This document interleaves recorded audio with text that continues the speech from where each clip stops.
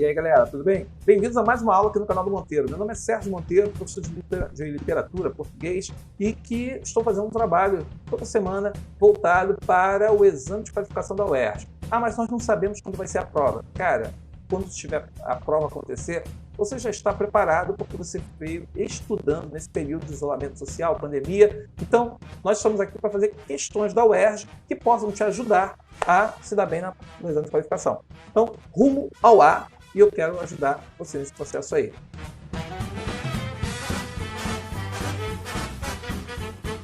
Um poema de Vinícius de Moraes. Eu estou aqui continuando com questões da prova de 2019. A nossa primeira aula ficou longa, né? 12 minutos, 13 minutos, uma aula bem parruda. Agora a gente como são 3 questões, deve diminuir um pouco o tempo, mas o mais importante aqui não é o tempo, aqui o negócio é a qualidade, aquilo que você vai ganhar fazendo uma boa aula. Texto para as próximas 3 questões. O poema de Vinícius de Moraes. A flutuação do gosto em relação aos poetas é normal. Como é normal a sucessão de modos de fazer poesia? Pelo visto, Vinícius de Moraes anda em baixo acentuado.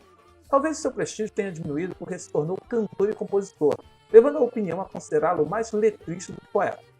Mas deve ter sido também porque encarnou o tipo de poesia oposto de certas modalidades para as quais cada palavra tende a ser objeto autônomo, portador de maneira isolada ou quase do significado poético. Na história da literatura brasileira, ele é um poeta de continuidades, não de rupturas. E o nosso é um tempo que tende à ruptura, ao triunfo do ritmo e mesmo do ruído sobre a melodia, assim como tende a suprimir manifestações de afetividade. Ora, Vinícius é melodioso, ele não tem medo de manifestar sentimentos com uma naturalidade que deve desgostar as poéticas de Chora. Por vezes, ele chega mesmo a cometer o pecado maior para o nosso tempo, o sentimentalismo. Isso lhe permitiu dar estatuto de poesia a coisas, sentimentos e palavras extraídos do mais singelo cotidiano, do coloquial, mais familiar e até piegas, de maneira a parecer muitas vezes um celesteiro milagrosamente transformado em poeta maior. João Cabral disse mais de uma vez que sua própria poesia remava contra a maré da tradição lírica da língua portuguesa. Vinícius seria, ao contrário, alguém integrado ao fluxo da sua corrente, porque se dispôs a atualizar a tradição. Isso foi possível devido à maestria com que dominou o verso, jogando com todas as suas possibilidades. Ele consegue ser moderno, usando a metrificação e cultivando a melodia, com uma imaginação renovadora e uma liberdade que quebram as convenções e conseguem preservar os valores coloquiais.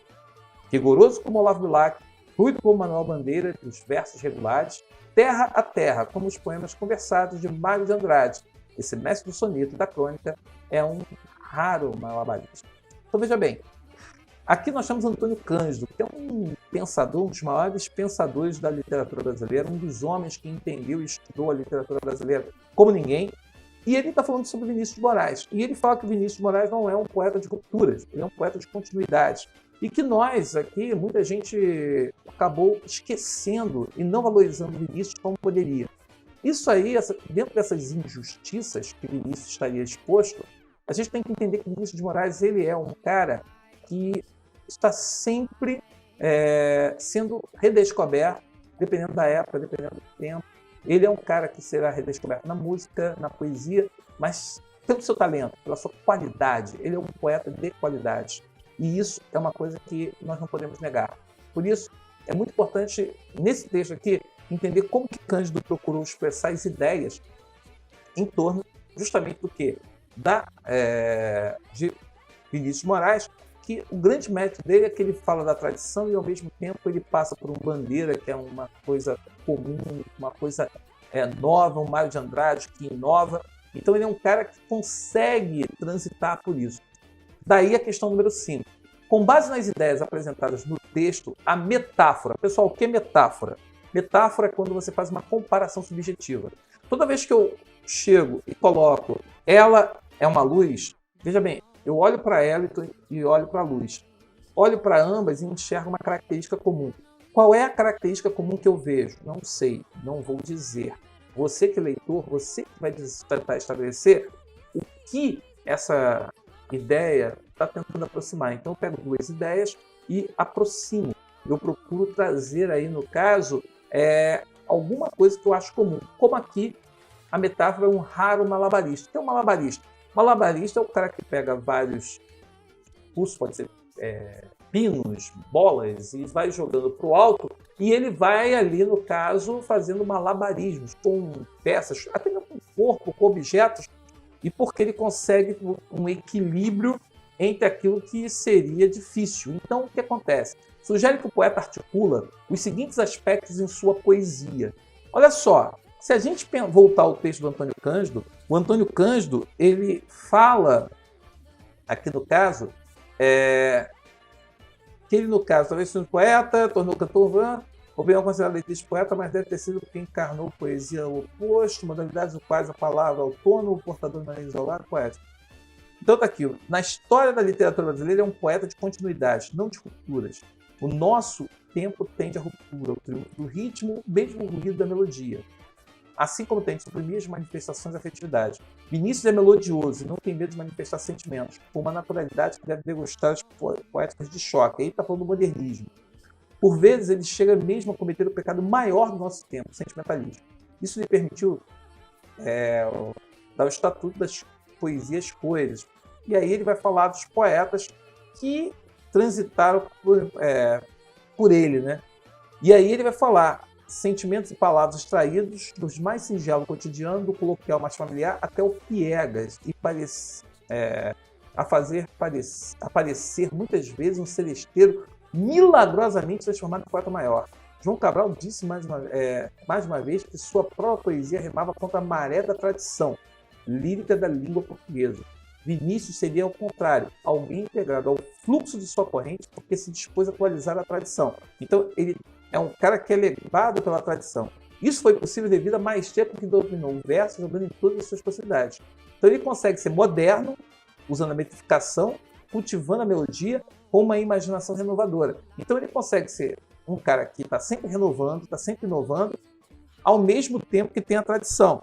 Então, aqui, a letra B, tradição e inovação, seria exatamente a questão, porque ele é o cara que consegue trazer aquilo que era do passado, ele consegue manter a tradicional no soneto, na musicalidade, no verso, mas ele é inovador ao trazer o que o modernismo se propunha. Ele é da geração de 30 do modernismo, e os poetas da geração de 30, eles têm essa coisa, né? Eles têm essa coisa de ser moderno, mas dialogando com o passado. Por isso que ele pertence a uma fase que a gente chama da fase do amadurecimento da poesia, ok?